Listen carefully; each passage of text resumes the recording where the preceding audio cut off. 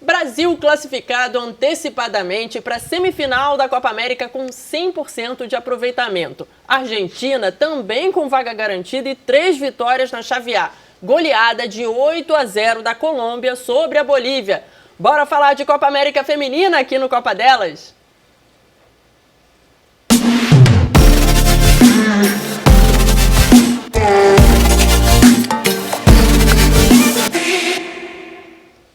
Eu sigo aqui substituindo a nossa titular do Copa Delas, Marília Rigoni, que está de férias e volta já já.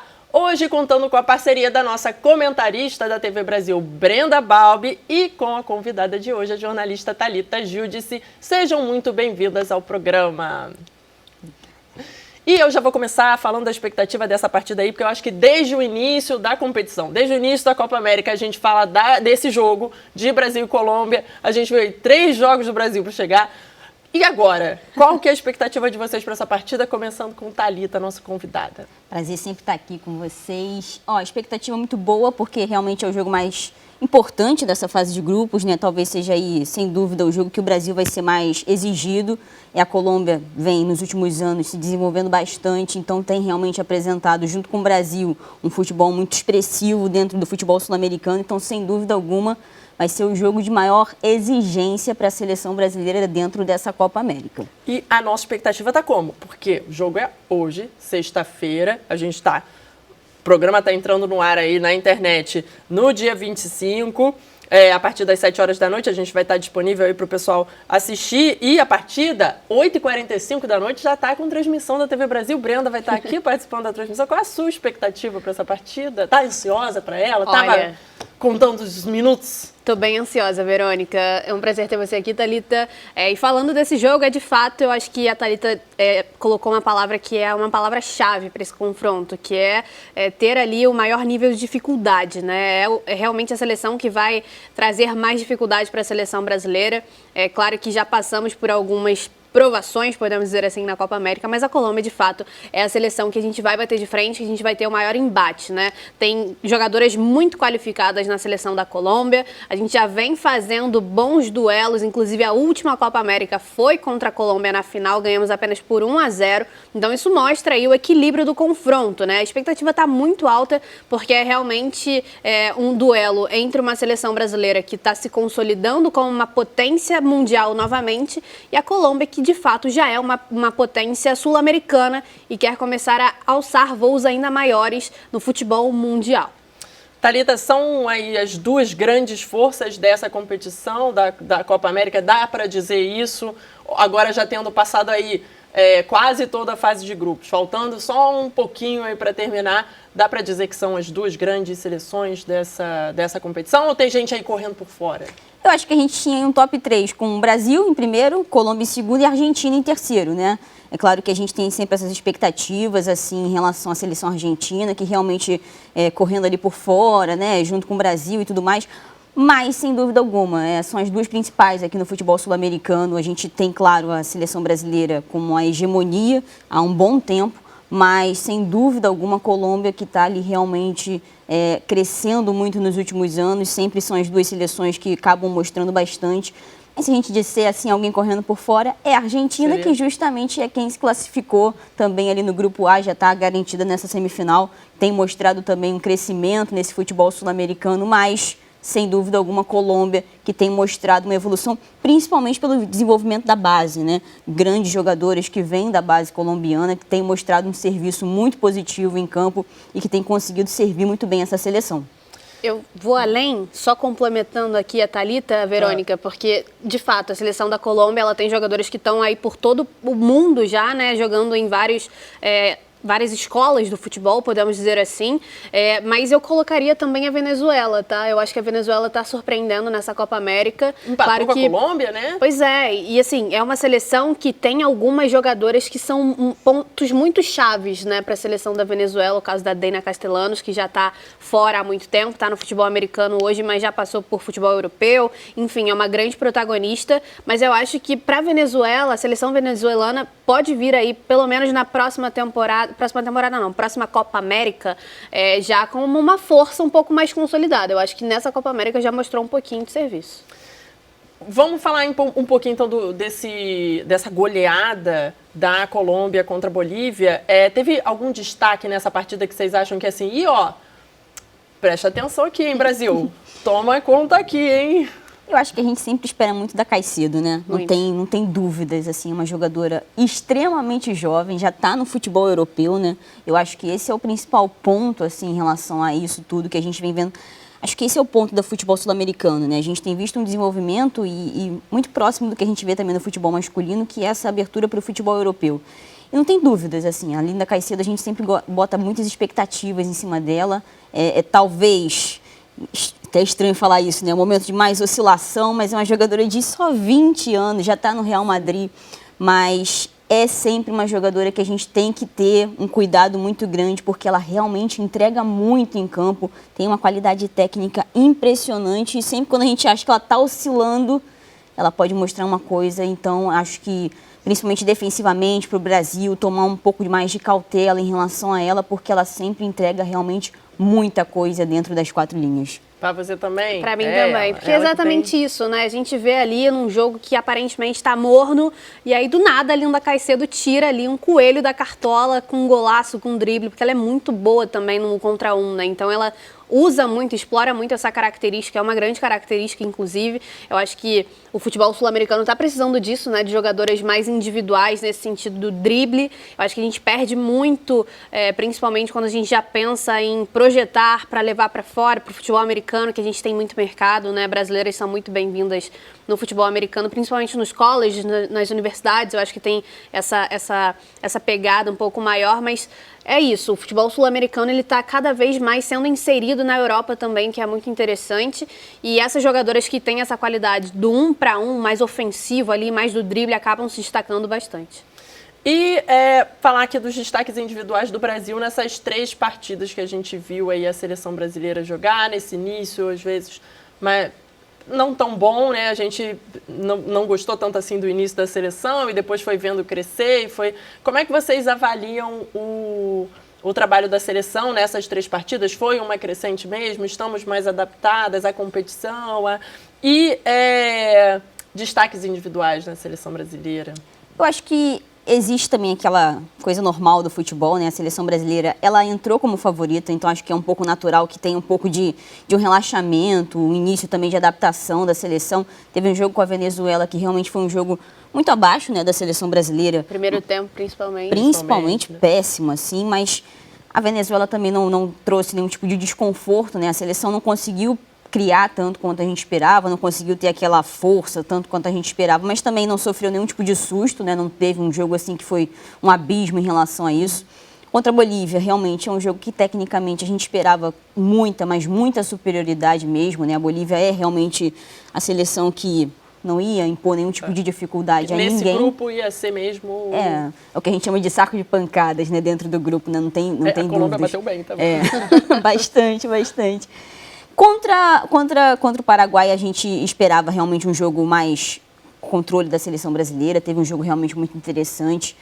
Houve aquele uso bastante da bola parada. A Yasmin foi muito bem nas duas jogadas com a seleção em relação à bola parada. A falta foi realmente muito bem. Mas eu acho que o Brasil mostrou um conforto. Eu acho que isso. A gente esperava uma hegemonia da seleção brasileira dentro dessa Copa América, entrou como favorita, mostrou esse favoritismo. E aí os individualismos. A Gil mostrando mais uma vez uma força muito grande. Eu acho que o principal ponto, né, da seleção brasileira dentro dessa Copa América e que a gente esperava que realmente fosse um pouco mais desenvolvido, para mim, foi a parte da criação. Acho que ainda é onde o Brasil ainda está pecando um pouco em relação a isso, para conseguir criar jogadas de forma mais leve, né? Mas se mostrou uma seleção talvez menos espaçada, defensivamente segura, apesar das questões técnicas realmente não terem sido tão exigidas assim. Eu acho que isso vai ser muito exigido agora contra a Colômbia.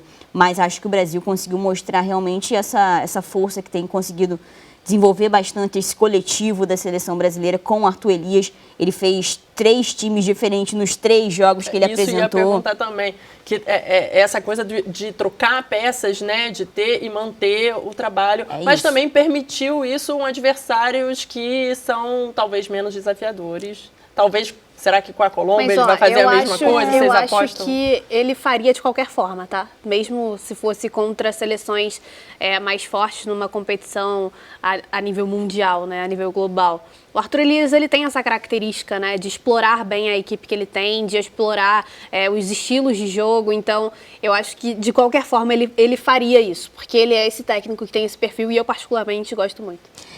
Eu não sei se eu gosto muito, mas eu respeito muito isso nele, assim, ele não muda isso nunca, né? Não muda isso nunca. Desde que ele chegou na seleção brasileira, ele tem feito testes em todas as convocações, ele troca essa lista o tempo inteiro. Me incomoda um pouco, mas talvez seja mais essa visão mais conservadora do futebol. Eu acho que eu respeito muito isso no Arthur Elias, ele não tem medo nisso, é a característica dele e por isso que eu respeito demais. Ele troca mesmo, ele vai mostrar outro time contra a seleção colombiana, eu creio nisso. Então é um teste atrás do outro. Não favorece uma renovação da seleção, que é justamente uma coisa que também sempre se falou muito, se pedia muito, né? Total. Inclusive da Pia, antes do Arthur, né? De renovar, essa característica dele não acaba encaixando na necessidade da seleção também? Total, assim, é por isso que eu acho que a gente pedia tanto o Arthur Elias na seleção, né? A gente pedia tanto o Arthur Elias na seleção, ele chegou na seleção brasileira e é justamente isso que ele precisa mostrar, essa identidade dele, essa identidade de, olha, é isso que eu quero, é isso que eu preciso e é isso que eu quero ver daqui a um tempo, vai ser isso que a seleção brasileira precisa mostrar. Então, acho que é muito isso, né? Ele vai trocar mesmo, são várias convocações distintas, a próxima convocação vai ser diferente do que ele está apresentando na Copa América e está tudo bem. E eu acho que o principal ponto vai mudar? Não, contra Venezuela foi um jogo, contra o Paraguai foi outro, contra a Colômbia vai ser outro, contra a Bolívia foi outra seleção, mas a gente precisa ver desenvolvimento. E isso está acontecendo. Então, acho que é isso que a gente precisa ver com ele. E é muito isso, uma renovação, mudanças táticas, né? Muitas diferenças em campo, assim, em relação a tudo que ele vem mostrando. Então, acho que esse é o principal ponto. Gostando ou não, ele está mostrando o serviço, está mostrando o desenvolvimento, está dando certo. Brenda, você aposta em quem, assim, como um destaque individual, de repente, da seleção para esse jogo contra a Colômbia? Olha, eu acho que a seleção brasileira hoje, ela tem tantas peças boas que várias podem ser destaques individuais para esse jogo contra a Colômbia. Mas eu vou listar só 3, tá? Porque tá bom, aceito 3. Só 3, vamos lá. Eu acho que, começando pelo ataque ali, a Gio é uma jogadora que vem se mostrando cada vez mais forte, cada vez com mais entendimento do jogo, mais entendimento de quanto ela é importante para a seleção brasileira. Caroline, outra jogadoraça que tem crescido muito dentro de campo, chamado à responsabilidade, é uma jogadora que já se mostra uma capitã, né, uma líder para essa seleção brasileira, que é muito jovem, mas que a gente já tem várias jovens dentro da própria seleção brasileira com esse espírito, com essa postura de capitã mesmo, de orientar o time, de chamar a responsabilidade. E a Angelina, que é realmente, eu acho que o pilar dessa seleção brasileira de Arthur Elias, é uma jogadora que faz muita diferença no meio de campo da seleção, não só pela qualidade técnica e tática dela, mas também por essa característica de ser uma líder dentro de campo. A gente vê que ela realmente é aquela jogadora que se tiver que botar a mão no peito, empurrar, ela vai empurrar. Se tiver que puxar a camisa, ela vai puxar. Então, assim, é uma jogadora que realmente se destaca por essas características. Então, 3 destaquezinhos para essa seleção. Tá ótimo. A Argentina foi a primeira seleção aí a se classificar para a semifinal. Vocês... Surpreendeu? Foi surpresa? Acho que pro outro lado da chave, não, né? Não, acho que não. A gente esperava, acho que esse é o top 3, né? Brasil, Sim. Colômbia e Argentina. Não vejo surpresa, ainda mais dentro do grupo que a Argentina Sim. estava. Então, acho que era o esperado essa Mesmo. classificação realmente, assim, da Argentina. Fez uma fase de grupos ali, feijão com arroz, normal, né? sim. Do que a gente esperava realmente. Então, não vi surpresa em relação a essa classificação. Tem destaque lá para ficar de olho num eventual... Yamila Rodrigues, total destaque da seleção argentina. Inclusive joga aqui no Brasil, tá jogando no Grêmio nessa temporada, mas já tá no Brasil há pelo menos umas 4 temporadas, então é uma jogadora que a gente já conhece também. Atacante, ela que fez o gol do último jogo da Argentina, aos 88 minutos, diga-se de passagem, a Argentina estava empatando, e aí no finalzinho ali do jogo consegue marcar o gol que dá a vitória para a seleção argentina. Então, Yamila Rodrigues para a gente ficar de olho, caso tenha ali um confronto. Novamente, a gente viu críticas à organização, e tem sido uma constante aí da organização da Copa América. Mas a posição das jogadoras do Brasil, né, da seleção brasileira, o Arthur Elias também, acabaram colocando essa questão para a organização e melhorando em alguns aspectos. O que vocês acham? Como é que isso funcionou? Importante a participação do Brasil e, no caso, mesmo essa função de cobrar, né? De estar na frente dizendo, não, assim não dá para trabalhar, não dá para ser desse jeito, não. Quando a gente tem uma seleção que ela é hegemônica, né, é a 10ª edição da Copa América, o Brasil venceu 8, está retomando esse espaço de protagonismo também no futebol mundial, a gente espera também essa participação imponente também nas críticas, né? Não é a primeira vez que a Copa América se apresenta dessa forma, né? A confederação, a forma de gestão não é a primeira vez que apresentam críticas e não tem como a gente ver isso assim de uma forma tão abisma, né? Talvez com essa participação junto com a Eurocopa, isso se mostrou ainda mais forte em relação ao abismo, que é um abismo realmente muito grande, né? Entre as acontecendo ao mesmo tempo, ficou ainda mais evidente, né? Então, assim, é claro que a gente não espera uma gestão como é a da Eurocopa dessa forma na Copa América, mas é o básico. A gente espera sim. É o básico. Deveria acontecer. Deveria, né? Deveria. A gente quer sim. A gente está querendo. A gente quer, mas ainda é um abismo tão alto, né? Tão grande, tão enorme, assim. Então, a gente não quer nem... O mínimo, ele já está muito aquém. A gente já quer mais do que isso. Eu acho que você ter bons campos de futebol, boas formas de coisas pequenas, assim, o transporte, o campo de futebol positivo. Elas só pediram o mínimo, 15 minutos para você aquecer. Então, assim, isso já está muito aquém. Não tem por que a gente ainda está esperando que as seleções peçam o mínimo. Mas precisou pedir. E então, assim, que bom que o Arthur, que as jogadoras do futebol brasileiro, do futebol da seleção brasileira não tiveram medo, né? não se omitiram. Calaram. Se posicionaram e ajudaram aí então, na evolução da própria competição mesmo, né?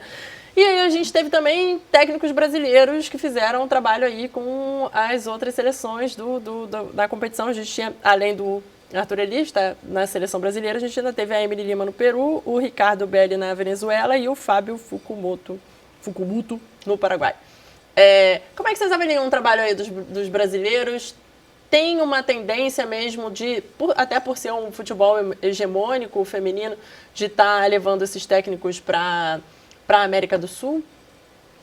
Eu acho que eles fazem um trabalho da forma que eles conseguem, né? Assim, ainda são seleções que carecem de investimento. Acho que esse é o principal ponto, né? A seleção brasileira dentro do futebol sul-americano, ela não é hegemônica à toa. Por mais que a gente tenha muitas críticas a esse trabalho da CBF, e a gente vai continuar tendo muitas críticas, mas é realmente uma questão de investimento em relação ao futebol sul-americano. Ele é o maior. Então, esses trabalhos nos outros lugares, eles acabam sendo realmente feitos da forma que é possível. Existe um investimento maior que vai acontecendo realmente ali, da forma que é possível. E eles têm conseguido mostrar um trabalho, a Emily ali na seleção peruana, ela tem feito um bom trabalho, tem feito trabalhos bem interessantes nos últimos anos, ela tem conseguido mostrar um desenvolvimento, mas ainda bate muito nessa questão do investimento, né? Ainda é uma questão muito grande, né? Sim, mas é interessante a gente ver essa movimentação, né, dos técnicos brasileiros assumindo seleções sul-americanas, porque, querendo ou não, acho que isso é uma mensagem que se passa, né, de que o Brasil é o hegemônico, então vamos procurar treinadoras brasileiras para ver se a gente consegue alavancar a nossa seleção, levar a nossa seleção a evoluir tecnicamente, taticamente, mas é justamente isso, né? É um investimento, e aí não é um investimento só para a categoria profissional, é muito para a categoria de base também, porque não adianta você investir na seleção principal e você não ter ali uma máquina, uma engrenagem girando para que a seleção principal seja abastecida de novos talentos, né? Se não tem um trabalho de base, fica muito difícil que a sua seleção principal brigue por coisas grandes, porque, ok, tem um plantel ali de X jogadores que são muito boas, mas aí, sei lá, machuca, lesiona, ou então não quer mais defender a seleção, ou passou da idade, não é mais convocado. Sabe, cadê a renovação? Quem que vai ocupar o espaço dessas jogadoras que são protagonistas hoje no futuro? Né? Então, acho que passa muito por esse processo também. Ok, brasileiros assumindo os cargos ali de treinadores, ótimo. Mas se não tiver também um trabalho de base, fica difícil. Fechando aqui nosso programa, qual que vocês acham que vai ser a final entre quem e qual placar quem vence. Nossa, mas placar Assim, também. Vamos, já que é pra fazer, vamos apostar, vamos querer saber tudo. Caramba, a gente tem que esperar um pouco ainda dessa questão do chaveamento, né? Quem vai avançar, como é que vai ser essas Agora, semifinais. sem limite é o sem limite. Quem seria aqui no cenário para você? Eu acho que é sempre bom esperar um Brasil e Argentina, né? A gente sempre espera um Brasil e Argentina, né? Brasil que passa como... está esperando aí nesse jogo contra a Colômbia para poder ver como é que se vai passar como primeiro também. Mas sempre bom ver um Brasil e Argentina na final e... por que não, né? Um Brasil bem... 2-0, é bom. Tá bacana. Bom cenário. Brenda. Olha, eu acho que dá pra gente esperar um Brasil e Colômbia, de repente. Já que os dois estão na mesma chave, não se enfrentam agora na semifinal, pode ser que na final aconteça. Eu acho que seria bem interessante, seria um repeteco da última final, mas seriam os dois times mais qualificados, né? Tecnicamente, taticamente. E quem leva por quanto leva? Por quanto leva é muito complexo, então né? Tudo bem, é só um palpitinho. Mas Brasil é favorito, uns 2-0 na final. Tá ótimo. Então é isso. Muito obrigada pela participação de vocês. Muito obrigada, Brenda, que sempre participa aqui com a gente. Muito obrigada, Thalita, também, que está aqui no Copa Delas. E a gente está terminando aqui o Copa Delas, mas você segue acompanhando no YouTube da TV Brasil. Tá sempre publicado lá. Toda semana a gente volta fazendo um balanço aí da Copa América. Até a Copa América acabar, eu ainda faço mais uma edição. Depois vem Marília. Acompanhe nas redes sociais e fique por dentro.